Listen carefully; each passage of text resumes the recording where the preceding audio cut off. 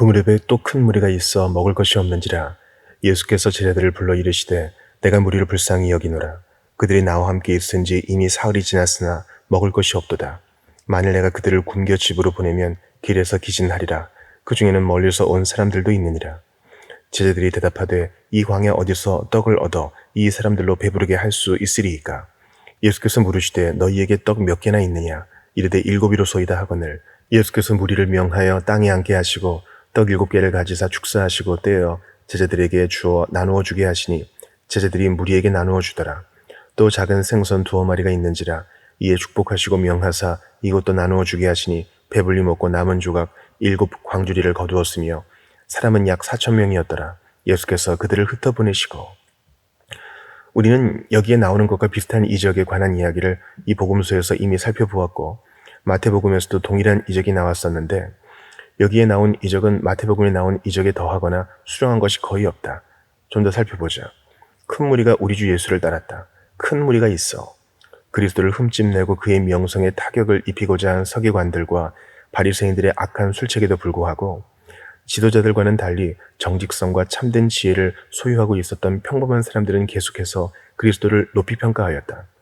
우리는 이 무리들이 대체로 그리스도께서 친근하게 대화를 나누셨던 비천한 사람들로 이루어졌을 것이라고 본다.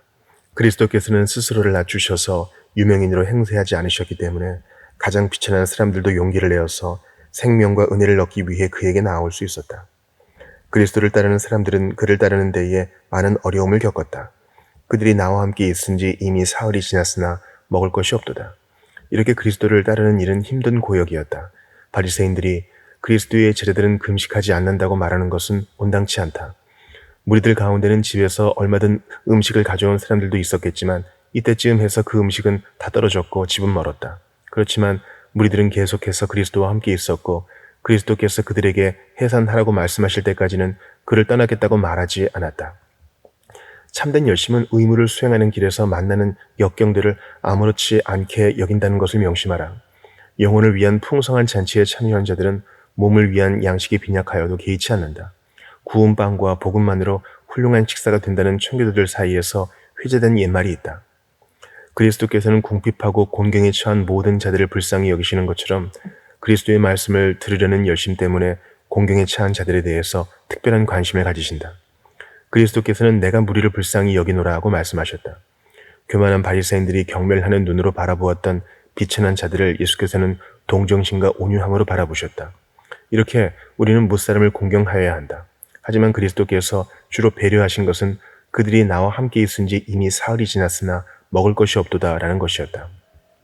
그리스도께서는 우리가 그리스도를 사랑하여 그리스도를 위해서 겪는 손해들과 역경들을 염두에 두셔서 어떤 식으로라도 만회해 주신다. 여호와를 찾는 자는 모든 좋은 것에 부족함이 없으리로다. 그리스도께서 어떠한 동정심을 가지고 말씀하셨는지를 보라. 만일 내가 그들을 굶겨 집으로 보내면 길에서 기진하리라. 그리스도께서는 우리의 체질을 아시고 배려하신다. 그리고 그리스도께서는 몸을 위하시기 때문에 우리가 그분을 영화롭게 한다면 참으로 우리를 먹이실 것이다. 그리스도께서는 그 중에는 멀리서 온 사람들도 있어서 집으로 돌아가려면 먼 길을 가야 한다는 것을 배려하셨다. 그리스도의 말씀을 듣기 위하여 온 큰 무리가 어디에서 왔는지를 우리는 모르지만 그리스도께서는 아신다는 것은 우리에게 큰 위로가 아닐 수 없다. 내가 한 일과 내가 어디에 사는 것을 내가 아노니. 그리스도께서는 무리들을 결코 굶겨서 집으로 돌려보내려 하지 않으셨다. 왜냐하면 그리스도의 말씀을 들으려고 온 자들을 빈손으로 돌려보내는 것은 그리스도께서 결코 하지 않으시는 일이기 때문이다. 그리스도인들의 의심이 오히려 그리스도의 능력을 돋보이게 하는 경우가 종종 있다. 제자들은 이 광야에서 어디에서 떡을 구하여 이렇게 많은 사람들을 배부르게 할 수 있을까 하는 의심을 품었다. 따라서 제자들은 불가능하다고 여겼던 것이 이루어지고 풍성이 이루어졌을 때에 놀라지 않을 수 없었다. 그리스도께서는 모든 것이 가로막혀 극단적인 상황에 이르게 되었을 바로 그때에 비로소 자기 백성을 구원하시기 위하여 행하신다. 무리들이 기진하게 되었을 때 그리스도께서는 그들에게 먹을 것을 공급해 주셨다. 그리스도께서는 사람들이 떡을 보고 자기를 따르지 않도록 하기 위하여 양식이 다 떨어지고 집으로 보내실 때가 되어서야 사람들에게 먹을 것을 공급하셨다. 그리스도의 풍성하심은 다함이 없는데 이것에 대한 증거로서 자기를 따르는 사람들에게 언제나 동일하게 구원과 양식을 주신다는 것을 보여주시기 위하여 그리스도께서는 이 이적을 반복하셨다. 우리가 궁핍하고 뭔가를 필요로 할 때마다 그리스도의 은혜는 매번 베풀어진다. 앞서의 이적에서 그리스도께서는 거기에 있었던 모든 떡, 즉 떡 5개를 사용하셔서 5,000명이나 되는 모든 사람들을 먹이셨는데 이번에도 그렇게 하셨다. 떡 5개로 5,000명을 먹였으니 떡 4개로는 4,000명을 먹일 수 있다고 말씀하셨을 만도 한데 그리스도께서는 떡 7개 전부를 취해서 4,000명을 먹이셨다. 왜냐하면 그리스도께서는 우리에게 현재 있는 것들을 취하여 사용하고 우리에게 있는 것들을 사용하여 최선을 다하라고 가르치시고자 하셨기 때문이다. 이것은 하나님께서 만나를 내려주셨을 때에 많이 거둔 자도 남음이 없고 적게 거둔 자도 부족함이 없었다는 것과 같은 것이다. 우리 아버지의 집, 즉 우리 주님의 집에는 배부르게 하고도 남음이 있는 떡이 있다. 그리스도 안에는 충만함이 있고 그리스도께서는 이 충만함을 자신의 손을 거쳐가는 모든 자들에게 전해주시기 때문에 우리가 다 그의 충만한 데서 받으니 은혜 위에 은혜로라. 그리스도를 모시고 사는 자들은 결핍을 두려워할 필요가 없다. 그리스도를 따르는 자들은 함께하는 것이 유익하다. 여기 그리스도를 따른 자들은 4,000명이 계속해서 한 몸처럼 움직였고 그리스도께서는 그들 모두를 먹이셨다. 그리스도의 양들은 양무리 속에 있고 양무리와 함께 움직여야 참으로 배불리 먹을 수 있다. 곧 제자들과 함께 배에 오르사 달마누다 지방으로 가시니라. 바리새인들이 나와서 예수를 힐난하며 그를 시험하여 하늘로부터 오는 표적을 구하거늘 예수께서 마음속으로 깊이 탄식하시며 이르시되 어찌하여 이 세대가 표적을 구하느냐. 내가 진실로 너희에게 이르노니 이 세대에 표적을 주지 아니하리라 하시고 그들을 떠나 다시 배에 올라 건너편으로 가시니라. 제자들이 떡 가져오기를 잊었음에 배에 떡 1개밖에 그들에게 없더라. 예수께서 경고하여 이르시되 삼가 바리새인들의 누룩과 헤롯의 누룩을 주의하라 하시니 제자들이 서로 수군거리기를 이는 우리에게 떡이 없음이로다 하거늘 예수께서 아시고 이르시되 너희가 어찌 떡이 없음으로 수군거리느냐. 아직도 알지 못하며 깨닫지 못하느냐. 너희 마음이 둔하냐. 너희가 눈이 있어도 보지 못하며 귀가 있어도 듣지 못하느냐. 또 기억하지 못하느냐. 내가 떡 5개를 5,000명에게 떼어줄 때에 조각 몇 바구니를 거두었더냐. 이르되 12이니이다. 또 7개를 4,000명에게 떼어줄 때에 조각 몇 광주리를 거두었더냐. 이르되 7이니이다. 이르시되 아직도 깨닫지 못하느냐 하시니라. 그리스도께서는 여전히 활동 중이신데 이제는 달마누다 지방으로 가셨다. 이것은 이스라엘 땅에 후미진 곳에 사는 사람들이 그리스도를 만나보지 못했다고 말하지 않도록 하기 위함이었다. 그리스도께서는 배로 그 지방에 당도하셨는데 거기에서 선을 행할 기회를 얻지 못하고 바리새인들로부터 힐난을 듣게 되자 다시 배에 올라 되돌아오셨다. 이 절들에는 다음과 같은 내용들이 나온다. 그리스도께서는 하늘로부터 오는 표적을 요구하며 그에게 도전해온 바리새인들의 요구를 거절하셨다. 바리새인들은 예수를 힐난하기 위하여 일부러 나왔다. 그들은 그리스도에 대하여 알기 위해서 질문하는 것이 아니라 그리스도를 함정에 빠뜨리고 공경에 몰아넣기 위한 질문을 던진 것이었다. 바리새인들은 그리스도께서 이 땅에서 행하신 표적들을 잘 알고 있었고 충분히 검토하고 조사할 수 있었음에도 불구하고 그런 것들로부터 부족하다듯이 하늘로부터 오는 표적을 요구하였다. 그리스도께서 세례를 받으셨을 때에 성령이 비둘기같이 임하고 하늘에서 소리가 들리는 하늘로부터 오는 표적이 이미 있었다. 그 일은 사람들 앞에서 공개적으로 이루어진 일이었다. 그리고 바리새인들이 요한의 세례에 참여하였다면 마땅히 그랬어야 했다. 그들은 직접 그 일을 볼 수 있었을 것이다. 나중에 그리스도께서 십자가에 못 박히셨을 때 그들은 다시 새 표적을 요구하였다. 지금 십자가에서 내려올지어다. 그리하면 우리가 믿겠노라. 이렇게 완악한 불신앙은 도저히 말도 되지 않는 것이지만 여전히 할 말이 있다. 그들은 이 표적을 요구하여 그를 시험하였는데 그들은 그리스도께서 그들에게 표적을 보여줌으로써 그들을 만족시킬 것이라고 생각한 것이 아니라 그리스도께서 표적을 보여주지 않음으로써 그리스도에 대한 그들의 불신이 타당한 것임을 확인하고 싶었던 것이다. 그리스도께서는 그들의 요구를 거절하셨다. 그는 마음속으로 깊이 탄식하셨다. 그리스도께서는 그들의 마음이 완고함과 그가 전한 복음과 이적들이 그들에게 가마를 주지 못한 것에 대해서 슬퍼하시고 탄식하셨다. 충분히 믿음을 가질 만한 증거들을 오랫동안 보아온 자들의 불신앙은 주 예수께 큰 슬픔이었다. 죄인들이 이렇게 스스로 마음문에 빗장을 걸고 있는 모습은 그리스도를 괴롭게 하였다. 그리스도께서는 바리새인들의 요구에 대하여 그들을 훈계하신다. 어찌하여 이 세대가 표적을 구하느냐? 복음을 받거나 거기에 수반되는 표적을 받기에 합당하지 않은 이 세대. 장로들의 전통은 표적에 의한 확증이 없어도 군말 없이 너무도 순순히 받아들이는 이 세대. 구약에서 약속된 때를 계산해 볼 때에 사람들은 메시아가 이 세대에 올 것을 쉽게 알 수 있었을 것이다. 병 고침의 이적들을 통해서 아주 많은 눈으로 볼 수 있는 긍휼의 표적들이 주어졌던 이 세대. 그러므로 이 세대가 표적을 구하는 것은 얼마나 어이없는 일인가. 그리스도께서는 그들의 요구를 거절하신다. 내가 진실로 너희에게 이르노니 이 세대의 표적을 주지 아니하리라. 하나님께서는 일반적인 섭리를 벗어나서 특별한 경우에 특정한 사람들에게 나타나 말씀하셨을 때에는 기드온과 아하스의 경우처럼 그들에게 표적을 요구하도록 권하셨다. 그러나 하나님께서 율법과 복음의 경우처럼 자체 내의 증거를 수반해서 모든 자들에게 일반적으로 말씀하실 때 하나님께서 주신 것 외에 다른 표적을 요구하는 것은 오만하고 무례한 것이다. 누가 능히 하나님을 가르치겠느냐? 그리스도께서는 바리새인들의 요구를 거절하시고 대화할 상대가 아니라고 여겨서 그들을 떠나셨다. 깨닫고자 하지 않는다면 깨닫지 못할 것이니 그들을 지독한 망상 가운데 내버려두라. 그리스도께서는 제자들에게 바리새인들과 헤롯의 누룩을 조심하라고 경고하셨다. 좀 더 살펴보자. 그리스도께서는 무엇을 조심하라고 하셨는가?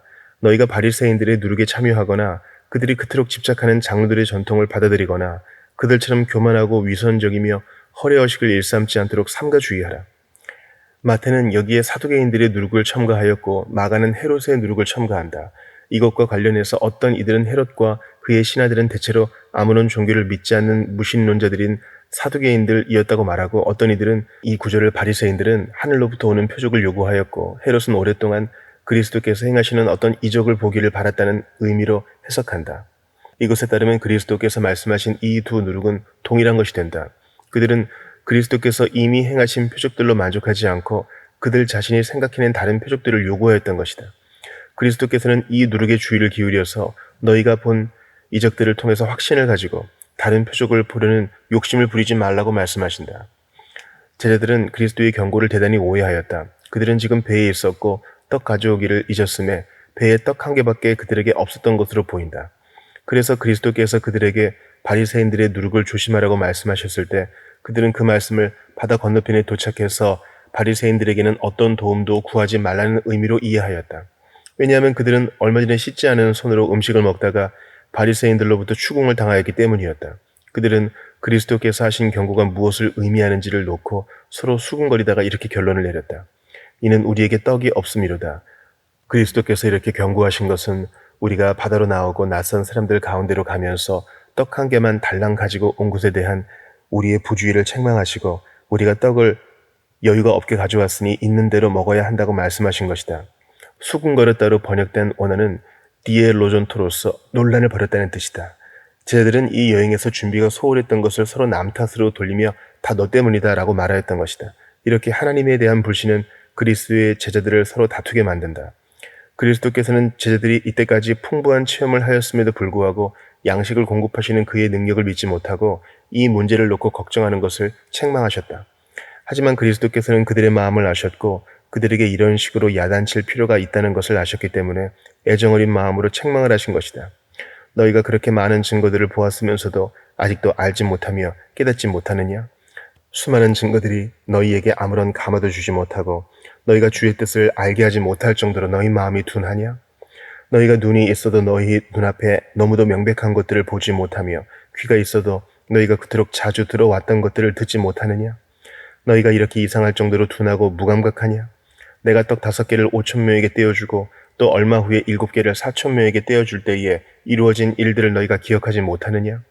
너희는 사람들이 먹다 남은 조각 몇 광주리를 거두었는지를 기억하지 못하느냐?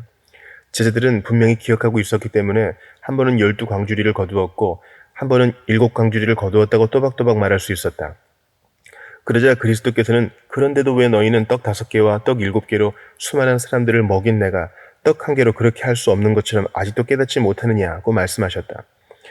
제자들은 그리스도께서 3번째로 청중들을 먹이실 마음이 있으시다고 하더라도 떡 1개로는 그런 이적을 행하실 수 없지 않나 의심하였던 것으로 보인다. 만약 떡이 많고 적고가 주님께 영향을 미쳐서 주님께서는 떡 5개로는 5,000명을 먹이셨지만 떡 1개로는 그렇게 하실 수 없으실 것이라고 그들이 생각한 것이라면 그것은 참으로 지각 없는 생각이다. 그래서 그리스도께서는 앞서 있었던 급식 이적들에서 사람들이 배불리 먹었을 뿐만 아니라 오히려 먹고 남았다는 것을 제자들에게 상기시켜줄 필요가 있었던 것이다. 그리고 급식 이적들을 통해서 그리스도께서 의도하셨던 것과 그들이 거기에서 배워야 했던 것을 깨닫지 못했기 때문에 그들이 책망을 들은 것은 당연한 일이었다. 우리가 본분을 다하는 과정에서 하나님의 선하심을 체험하고도 하나님에 대한 우리의 불신이 오히려 가중된다면 그것은 주 예수를 무척 노엽게 하는 일이다. 우리가 하나님께서 베푸신 은혜들의 참된 의도와 의미를 깨닫지 못한다면 그것은 우리가 그 은혜들을 기억하지 못하는 것과 다를 바가 없다. 우리는 우리 주 예수의 능력과 선하심에 대하여 보고 알아온 것들을 깨닫지 못하고 기억하지 못하기 때문에 현재의 염려들과 불신들로 압도당하고 마는 것이다. 옛날을 생각하는 것은 우리에게 큰 의지가 되는데 우리가 그렇게 하지 않는다면 우리는 하나님에게나 우리 자신에게나 항상 결핍된 자가 될 것이다. 따라서 우리는 하나님의 역사들을 잊어버렸을 때에 그리스도께서 여기에서 제자들에게 하셨던 것처럼 우리 자신을 호되게 책망하여야 한다. 내가 이토록 깨달음이 없는가? 내 마음이 이토록 완악한가? 베세다의 이름에 사람들이 맹인한 사람을 데리고 예수께 나와 손 대시기를 구하거늘 예수께서 맹인의 손을 붙잡으시고 마을 밖으로 데리고 나가사 눈에 침을 뱉으시며 그에게 안수하시고 무엇이 보이느냐 물으시니 쳐다보며 이르되 사람들이 보이나이다. 나무 같은 것들이 걸어가는 것을 보나이다 하거늘 이에 그 눈에 다시 안수하심에 그가 주목하여 보더니 나아서 모든 것을 밝히 보는지라. 예수께서 그 사람을 집으로 보내시며 이르시되 마을에는 들어가지 말라 하시니라. 여기에 나오는 병 고침의 이적은 오직 이 복음서 기자만이 기록하고 있는데 병과에 관한 묘사가 좀 특이하다. 사람들이 맹인 한 사람을 데리고 와서 그리스도께 손 대시기를 청하였다. 여기에는 맹인을 데리고 온 사람들의 믿음이 나타나 있다. 그들은 그리스도께서 한 번 손으로 만져주시면 맹인의 시력이 회복되리라는 것을 믿어 의심하지 않았다. 그러나 정작 맹인 자신은 이전에 치유를 받았던 맹인들과는 달리 병고침을 얻고자 하는 기대나 열심을 보여주지 않았다. 영적으로 소경되었지만 스스로 기도하지 않는 자들에 대해서는 그들의 친구들과 친족들이 그리스도께서 그들을 손대시기를 기도하여야 한다. 그리스도께서는 이 맹인을 데리고 나가셨다. 그리스도께서는 친구들에게 맹인을 데리고 나가라고 부탁하신 것이 아니라 직접 맹인의 손을 붙잡으시고 마을 밖으로 데리고 나가셨는데 이것은 그의 놀라운 겸비를 보여준다. 이것은 우리에게 욥과 같이 맹인의 눈이 되라고 가르치신 것이다. 이 가엾은 맹인은 이와 같은 인도자를 한 번도 만나보지 못했다. 그리스도께서는 맹인을 마을 밖으로 데리고 나가셨다.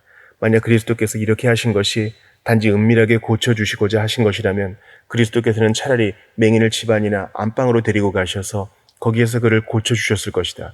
그리스도께서 이렇게 하신 것은 벳세다에서 권능을 행하셨지만 아무 소용이 없었다는 것을 책망하시고 그 지방에서 더 이상 권능을 행하실 가치가 없다는 것을 말씀하시기 위한 것이었다. 그리스도께서 맹인을 마을 밖으로 데리고 나가신 것은 맹인이 눈을 뜨게 되었을 때의 좁은 거리에서보다 탁 트인 들판에서 시력을 시험해 보는 것이 좋을 것이라고 생각하셨기 때문인 것 같다.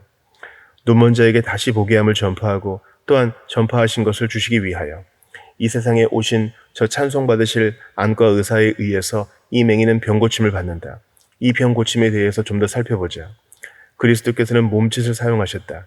눈에 침을 뱉으시며 그에게 안수하시고 그리스도께서는 다른 병자들의 경우에서처럼 말씀으로 맹인을 고치실 수 있었지만 매우 연약했던 맹인의 믿음을 거들어서 그의 불신앙을 극복할 수 있도록 그를 돕기 위하여 그렇게 하신 것이었다.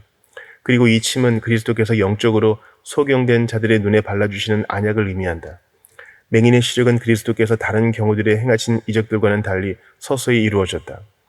그리스도께서는 무엇이 보이느냐고 물으셨는데 이것은 주위 사람들을 배려해서 맹인으로 하여금 그의 시력이 지금 어떤 상태인지를 말하게 한 것이다.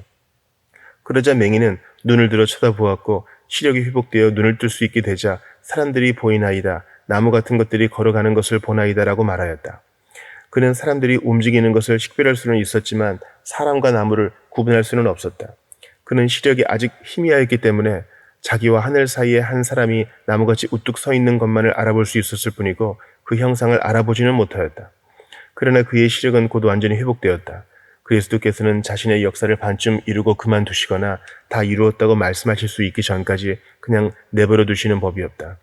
그리스도께서는 그 눈에 다시 안수하셔서 남아있던 어둠을 내어 쫓으신 후에 다시 쳐다보라고 하시자 맹인은 모든 것을 밝히 보게 되었다. 이제 그리스도께서 이런 방법을 택하신 이유가 무엇인지를 살펴보자. 그리스도께서는 한 가지 방법에 얽매이지 않으시고 모든 일을 자유롭게 행하신다는 것을 보여주시고자 하셨다. 그리스도께서는 기계적인 방식이나 한 가지 방식을 통해서가 아니라 가장 적합하다고 생각하시는 여러 가지 다양한 방식을 통해서 병을 고치신다. 하나님의 섭리는 동일한 목적을 여러 가지 다양한 방식을 통해서 이루시기 때문에 사람들은 절대적인 믿음을 가지고 섭리의 활동을 따를 수 있다. 그리스도께서는 병자들을 그들의 믿음에 따라서 알맞게 치유하셨다.